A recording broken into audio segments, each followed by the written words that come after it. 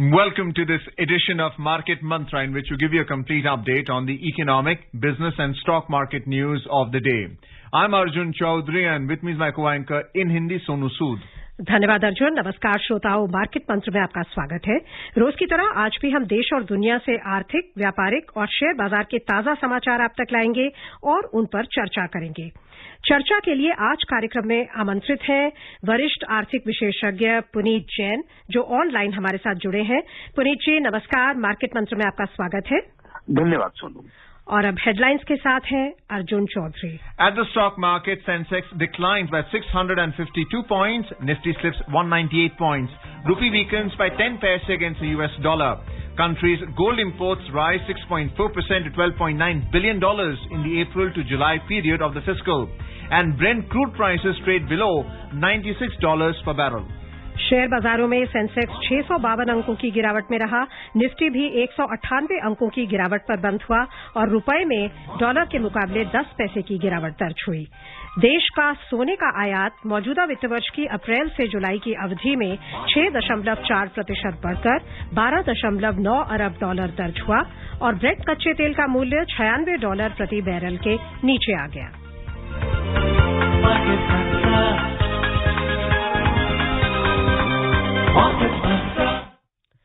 Share बाजारों में Bombay share बाजार का सेंसेक्स 1.1% की गिरावट से 652 अंक कम होकर 59,646 पर बंद हुआ। नेशनल स्टॉक एक्सचेंज का निफ्टी 1.3% की मंदी से 198 अंक कम होकर 17,759 पर बंद हुआ।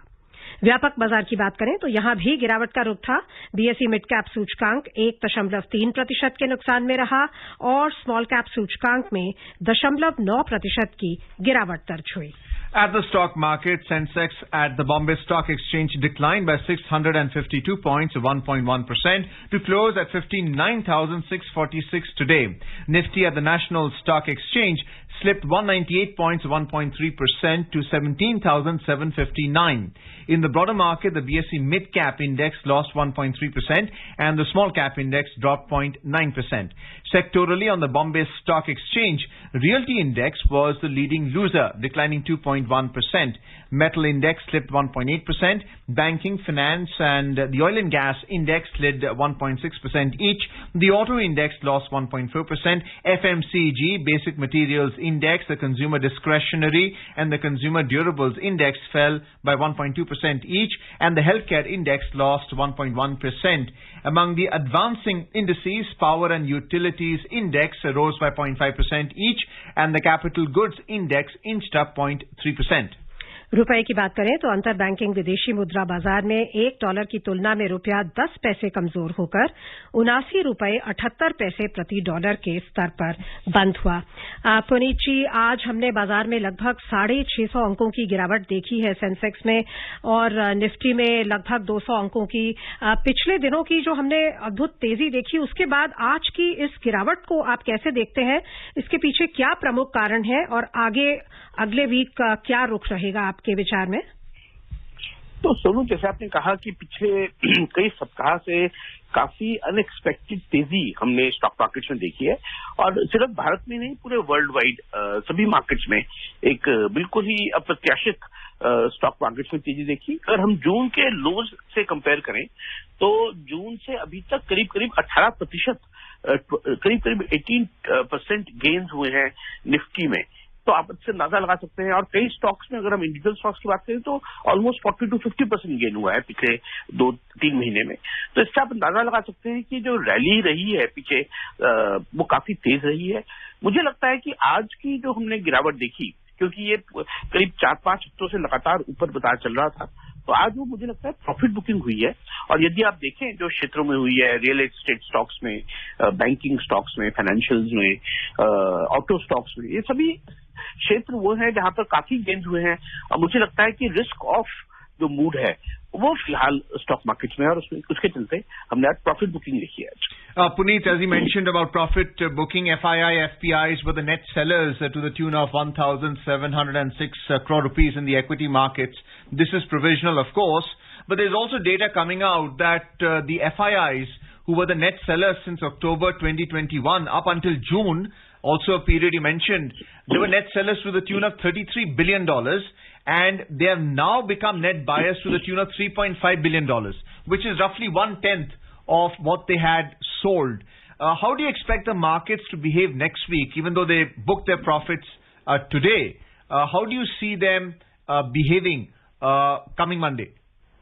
So, Arjun, my own expectation is that we will continue to see some profit booking in this market because stocks are still very high and some of these valuations are not warranted and the pace of rally has been very, very sharp. So my own sense is that in the short term, we will see some more correction. We will see some more profit booking. However, the cut may not be very high because I think fundamentally speaking, the challenge of inflation, the challenge of high interest rates, that is not baked into the markets. So investors are no longer finding it kind of surprised that interest rates rise very sharply or inflation, of course, is coming under control now. So my own take is that in the short term, we will see some correction because of profit booking, but that correction will be shallow and it will not be very deep correction. सो पुनीत जी, जैसा आपने money matters में भी कहा था कि fundamentals जो market के हैं वो अभी भी मजबूत बने हुए हैं, ऐसी स्थिति में आपको लगता है कि जो ये करेक्शंस आएंगी या जो अभी आई है करेक्शन, इसमें जो इन्वेस्टर्स का एक बाय ऑन डिप्स की स्ट्रैटेजी के लिए बहुत अच्छा समय है? बिल्कुल सोनू, देखिए जब मैंने फंडामेंटल्स की बात की थी तो उसका बेसिक पर्पस था ये कहना कि जो कंपनीज की अर्निंग्स आई हैं जून क्वार्टर में, हालांकि हमने थोड़ा डिप देखा है जून क्वार्टर अर्निंग्स में, लेकिन ओवरऑल यदि हम जो चैलेंजेस थे पूरी इंडस्ट्री के सामने, चाहे सप्लाई चेन की बात करें, कोविड रिसर्जेंस की बात करें, इन्फ्लेशन की बात करें, इन सबके चलते अर्निंग जो थी कॉर्पोरेट सेक्टर में वो फिर भी काफी अच्छी थी, उम्मीद से बेहतर थी मैं कहूंगा। तो मुझे लगता है कि जो कॉर्पोरेट अर्निंग्स है या इकोनॉमिक ग्रोथ है पर्टिकुलरली इंडिया में, वो बहुत अच्छी रही है in spite of all the challenges. तो और स्टॉक मार्केट का लॉन्ग टर्म ट्रेंड फंडामेंटल से ही डिसाइड होगा, चाहे इकोनॉमिक देश के फंडामेंटल्स हो चाहे कंपनीज के हो, तो वो मुझे लगता है कि कंफर्टेबल जोन में है, कोई बहुत ज्यादा वहां चैलेंज नहीं है। और डेफिनेटली जो आने वाले टाइम में मुझे लगता है कि मार्केट्स में इसका पॉजिटिव असर रहेगा। Puneet, the volatility index was at 18.28. It went up by 5.36%. You mentioned about a choppy trade. There would be profit booking next week as well. That's the expectation from the market. How would you advise investors? Because volatility also creates opportunities to buy in and then book your profits. So Arjun, nice question, because I think next week is a very important week because we will see the expiry of August series in the coming week, and therefore and in this series we have seen stocks really go up. Some of the stocks have really appreciated. We have seen the Nifty also gain a lot, and a lot of stock options and index options have been trading. So my own sense is that next week is going to be very volatile. Markets will go up and go down because of all these. In fact, in USA today, we have what is called triple witching, which is basically stock options, index options expiring of worth almost $2 trillion. So it's today in America is going to be a very volatile kind of a trade. In India, I think next week we will see volatility.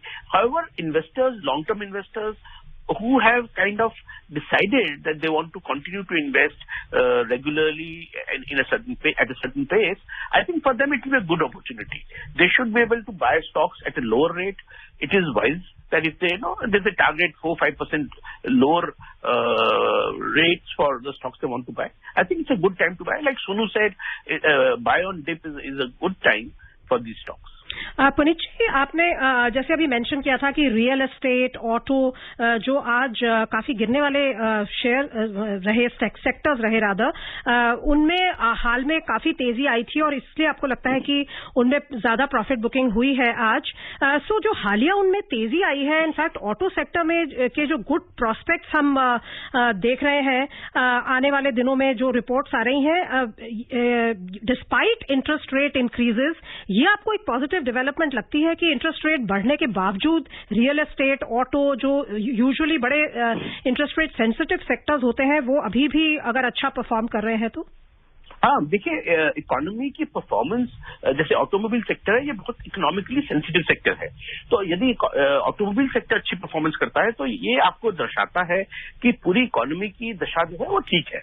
और मैं आपको interest rate के बारे में ज्यादातर लोग जानते हैं, लेकिन फिर भी इसको अप्रिशिएट कम करते हैं कि अब जो इंटरेस्ट रेट्स हैं, जो 1.4% इंटरेस्ट रेट हाइक किया है आरबीआई ने पिछली 3 मीटिंग में, और अब इंटरेस्ट रेट जो रेपो रेट है वो 5.4% है। ये जो पेंडेमिक से है पहले से ज्यादा रेट है। ये जब पेंडेमिक की शुरुआत हुई थी तो इंटरेस्ट रेट एक्चुअली इससे कम थे, और अब ऑलरेडी ये प्री पेंडेमिक लेवल्स को क्रॉस कर चुके हैं। और तो इससे मैं कहूंगा कि जो स्टिमुलस था पेंडेमिक का वो तो आरबीआई ऑलरेडी विड्रॉ कर चुकी है, और अब तो हम जो 2019 की शुरुआत में जो 6.25 और 6.5% इंटरेस्ट रेट था, एक तरह से उस डायरेक्शन में जा रहे हैं। तो उसके बावजूद अगर इकोनॉमी की परफॉर्मेंस अच्छी आ रही है तो आप ये मान सकते हैं कि फंडामेंटल जो मैंने कहा कि डिमांड बहुत अच्छी है, जो वेल्थ जनरेशन है, प्रोडक्टिविटी बहुत अच्छी है। तो ये जो कारण है प्रोडक्टिविटी, डिमांड, इनकी वजह से मुझे लगता है कि मार्केट्स में जो पॉजिटिव सेंटिमेंट है वो स्ट्रेंथ को दिखा रहा है हमारी इकोनॉमी के। Puneet, on Money Matters, you had said that, banking index had gone up substantially high before it fell by 1.6% today because of the increase in the potential net interest income. So you mentioned about repo rate being at a higher rate now as compared to the pandemic levels or the pre-pandemic levels, but the reverse repo rate has not been changed. So how do you see that in this situation, and what does the banking Nifty hold for the future in a volatile market and with earnings likely to go up because of the differential between the repo rate and the reverse repo rate? So, Arjun, in fact, see, repo rate is the rate at which banks borrow from RBI. Reverse repo rate is the rate at which banks lend to RBI. So, RBI doesn't want to borrow money from banks right now. They are raising rates. They want to raise rates to bring inflation down, but they don't want to squeeze banks. So, let's say if you raise reverse repo rate... No, Puneet, my apologies for interrupting. That's not what I meant. It's the banks that will be earning the net interest income. They would be charging a bank rate and there would be a deposit rate. Out of that, the NII would come. I don't mean in terms of what the Reserve Bank will be able to earn from the commercial banks. No, what I'm saying is that the intention of RBI is not to borrow from banks. So therefore, RBI has not raised reverse repo. They've raised the repo rate. The idea is to to increase the cost of money so that there's no speculation. And when there's less speculation, availability of less liquidity, then inflation comes down, which is what RBI has been trying to do.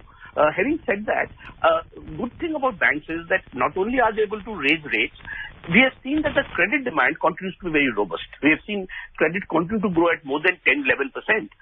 So credit growth at 10-11% with higher interest rates is again indicative of the strength of the economy. Companies are willing to borrow larger amounts even at higher rates. I think that shows the confidence in future earnings. तो क्या ये भी indication मिल रहा है जो आप जैसे कह रहे हैं क्रेडिट ग्रोथ इनफैक्ट जुलाई का 14% से भी ज्यादा आया फिगर, क्या प्राइवेट कैपिटल एक्सपेंडिचर भी पिकअप हो रहा है? हाँ, बिल्कुल। देखिए, प्राइवेट कैपिटल एक्सपेंडिचर सोनू, क्योंकि अगर कंपनीज के प्रॉफिट्स बढ़ेंगे, उनकी सेल्स स्ट्रांग रहेंगी, तो वो इन्फ्लेशन के बावजूद भी कैपेक्स लगाते हैं, इन्वेस्टमेंट करते हैं। एक और चीज हुई है कि भारत की कंपनियां जो एक्सटर्नल कमर्शियल बोरोइंग कर रही थी काफी बड़े पैमाने पे, वो वहां पर कमी आई है, क्योंकि इंटरेस्ट रेट्स अगर ओवरसीज बढ़ जाते हैं और एक्सचेंज रेट बढ़ता है, यानी रूपी डेप्रिशिएट होता है, तो कंपनीज ओवरसीज बोरोइंग्स कम करती है। और हमने देखा है भारत में कि पिछले एक क्वार्टर में जो ओवरसीज अर्निंग्स, ओवरसीज बोरोइंग्स हैं, वो कम हुई है, और वो ज्यादातर जो अब बोरोइंग कर रहे हैं वो डोमेस्टिक बैंक से कर रहे हैं। तो इसलिए जो बैंकिंग क्षेत्र है वहां पर अच्छा परफॉर्मेंस दिख रहे हैं, क्रेडिट ग्रोथ में भी और डिमांड में भी। What about the US currency? The dollar index is indicating 107.87 and the exchange rate is saying that the rupee weakened by 10 paise against the US dollar. How do you see the rupee performing in the future? How important is it for the dollar index actually to come down for the rupee to stabilize further? Arjun, in fact, in this recent episode of economic upheaval in the world, dollar index has come out to be the most important indicator for all market participants. So whether it is stock markets, bond markets, currency markets, dollar index has been determining what happens to risk assets. Whenever dollar index is rising, we find that the stock markets and risk assets, they come down. And that is what is happening even now. Only a few days back, dollar index was at a level of 104, 105. And now as the dollar index has gone up to 107 plus, we see suddenly risk off is there and we see stock markets coming down. My own sense is the peak that we saw in dollar index was 109 a few weeks back. My own sense is that we will probably challenge that once again. We will see dollar index rise to about 109, 110, and therefore markets, there will be profit booking by foreign investors, etc. But my own sense is that dollar index will not rise beyond that. I don't think there is much scope there. Of course, if US Federal Reserve continues to raise rates aggressively, only in that case the dollar index will rise very sharply. Otherwise, it will stay in that narrow range of 108, 7, 8, I guess. चर्चा को आगे बढ़ाने से पहले आइए रुक करते हैं अंतर्राष्ट्रीय बाजारों का। अन्य एशियाई बाजारों में अधिकतर मंदी का रुख रहा। जापान का निक्केई सूचकांक मामूली गिरावट में रहा। चीन के शंघाई कंपोजिट सूचकांक और दक्षिण कोरिया के कॉस्पी दोनों में 0.6% की गिरावट दर्ज हुई और सिंगापुर के स्ट्रेट्स टाइम्स सूचकांक में 0.8% की मंदी दर्ज हुई। हालांकि हांगकांग का हैंगसेंग 0.1% की बढ़त में रहा। यूरोपीय शेयर बाजारों में अंतर्दिवसीय कारोबार के दौरान रुख मिला जुला था। लंदन का फुटसी 0.1% की बढ़त पर था, लेकिन फ्रांस के कैक में 0.3% की मंदी थी और जर्मनी का डैक्स 0.6% के नुकसान पर था। आपकी एक प्रतिक्रिया ब्रीफ सी, जो यूके में 10% को क्रॉस कर गया है इन्फ्लेशन सीपीआई, ये कितना चिंताजनक है? आपको क्या कहीं कुछ ऐसा लगता है कि जो वेस्टर्न नेशंस हैं, ये इन्फ्लेशन उनकी ज्यादा बड़ी प्रॉब्लम बनती जा रही है पाश्चात्य देशों की, डेवलप्ड नेशंस की, रादर दैन इमर्जिंग मार्केट्स और specially India? So you're right. I mean, in UK में 10% inflation rate is unthinkable for Britishers, of course. और इसके लेके वो काफी चिंतित भी हैं, लेकिन ज्यादातर अगर हम देखें तो जो डॉलर में जो तेजी आई, उन्होंने इन्फ्लेशन अमेरिका से एक्सपोर्ट किया है पूरे ग्लोब में। अगर हम भारत में देखें तो क्योंकि रुपया गिरता है तो जितने भी सामान हम इंपोर्ट करते हैं, चाहे क्रूड ऑयल की बात करें या कोई भी इंपोर्ट करते हैं, वो महंगा हो जाता है। तो इस प्रकार से जब भी करेंसी आपकी कमजोर होती है तो आप इन्फ्लेशन को इंपोर्ट करना शुरू कर देते हो। ब्रिटेन के साथ भी यही हुआ है, बिकॉज हमने देखा है डॉलर इंडेक्स बढ़ने से यूरो में और ब्रिटिश पाउंड में सब में गिरावट आई। तो उन्होंने एक तो उनका अपना इन्फ्लेशन, इनहेरेंट इन्फ्लेशन था जो सप्लाई चेन्स की वजह से था, दूसरा करेंसी की वजह से इन देशों ने काफी इन्फ्लेशन इंपोर्ट करा। तो मुझे लगता है कि जैसे जैसे डॉलर इंडेक्स और इंटरेस्ट रेट पॉलिसीज अमेरिका में बदलेंगी और वहां पर थोड़ा शांत होगा तो इन्फ्लेशन यूके में भी कम होगा। हालांकि यूके में पॉलिसी है, वहां पर जो सेंट्रल बैंक है उनको इन्फॉर्म करना पड़ेगा पार्लियामेंट को कि वो क्या कदम उठा रहे हैं। It creates a lot of pressure for the central banks, पर मुझे लगता है कि अनदर 2-3 मंथ इन्फ्लेशन काफी कंट्रोल में आ जाएगा।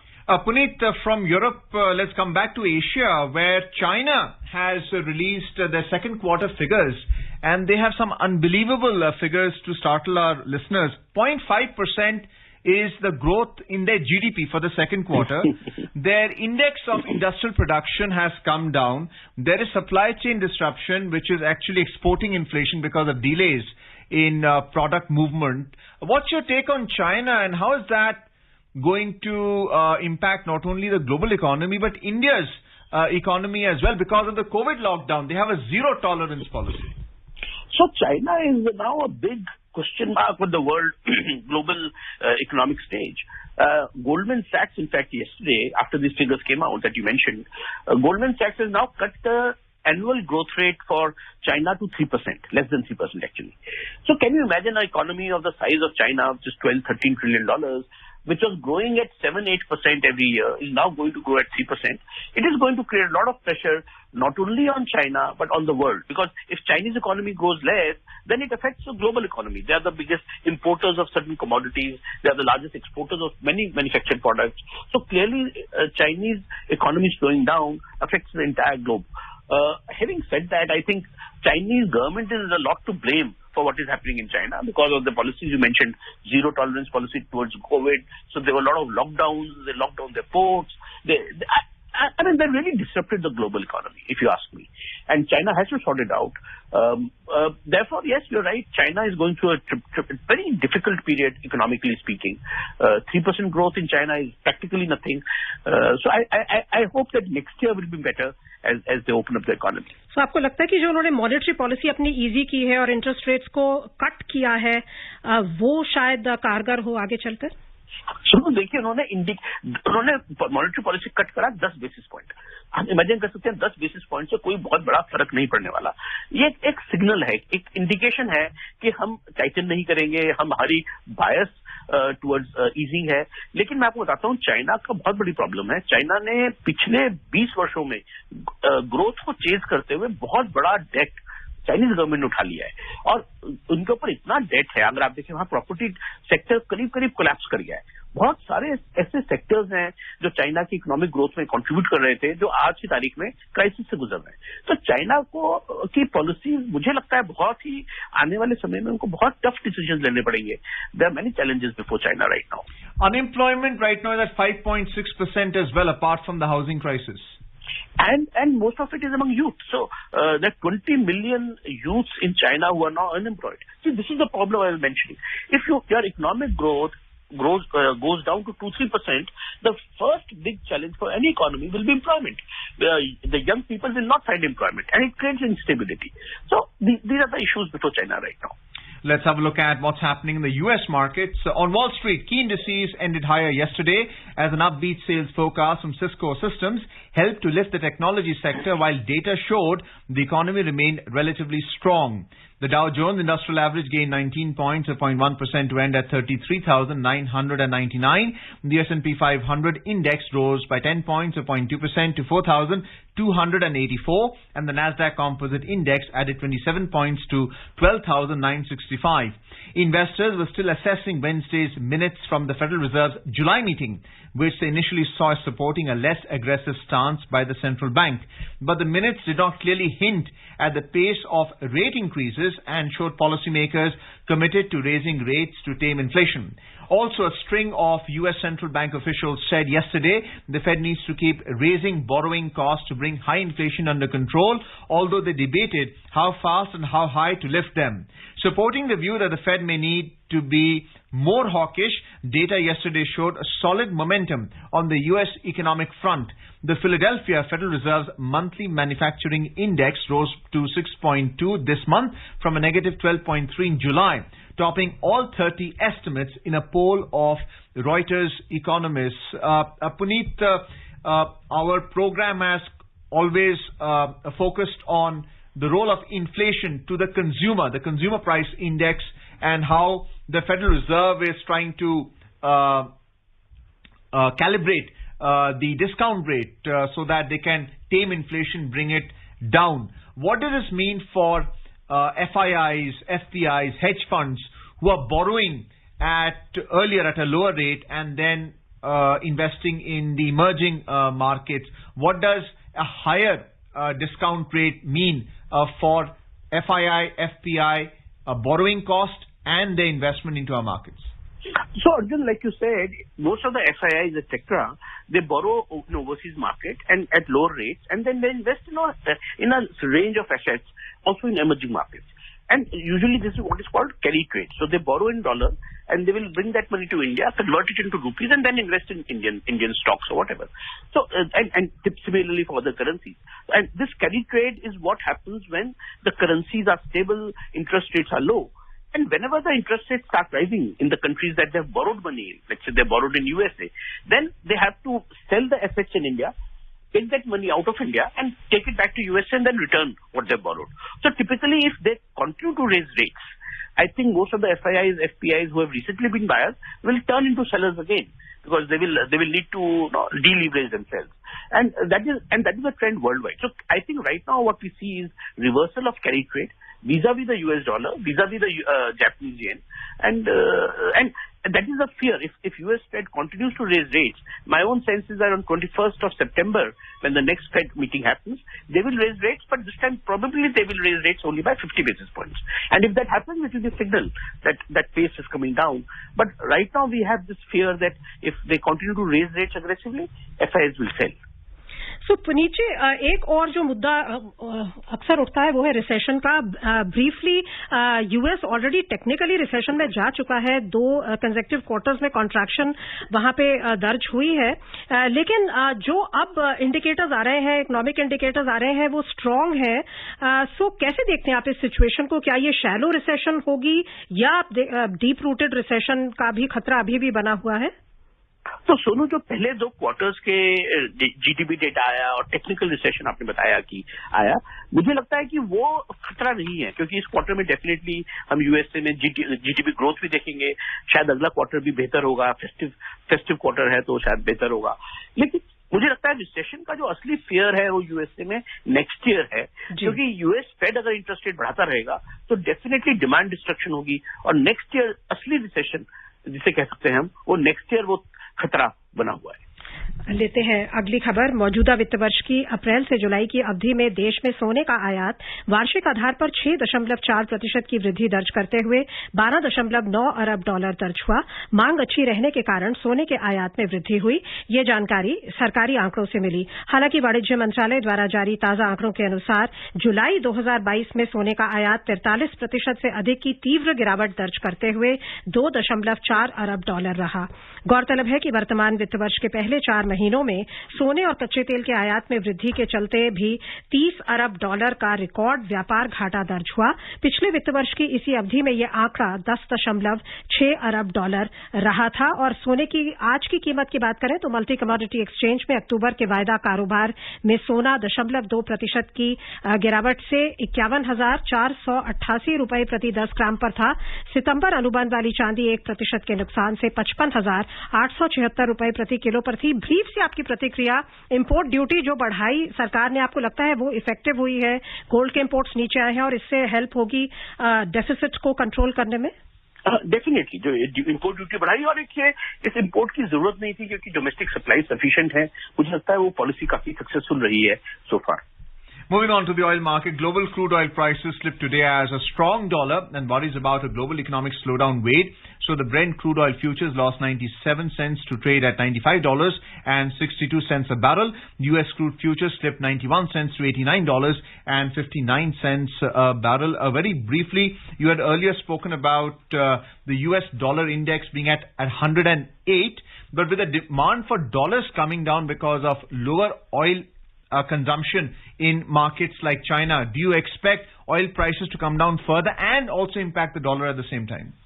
So my sense is that oil prices will come down in the longer term. The peak for oil prices is behind us, largely because supply is going to rise from Iran and Iraq, and I think that the whole Ukraine war effect is over as far as oil is concerned. So my sense is oil prices will head lower, but they will be volatile. We've seen them go up and go down a lot, but my own sense is long term we're going to see oil prices come down. So इस range में lower limit की क्या आशा की जा सकती है?